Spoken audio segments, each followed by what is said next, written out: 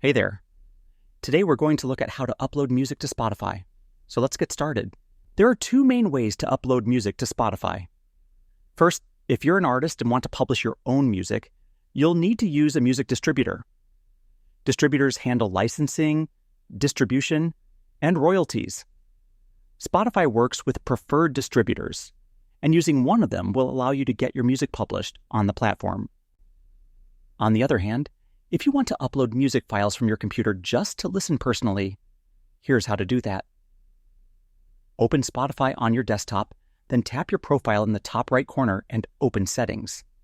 Scroll down to the Local Files section and switch on Show Local Files. After that, choose the folders where your music is stored. Tap Add a Source, select the folder, and confirm.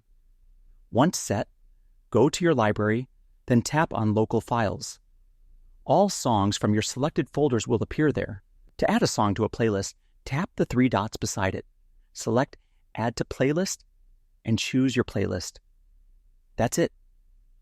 The song will play like any regular Spotify track, but only for you on your computer. And that wraps it up. Appreciate you watching. See you in the next one.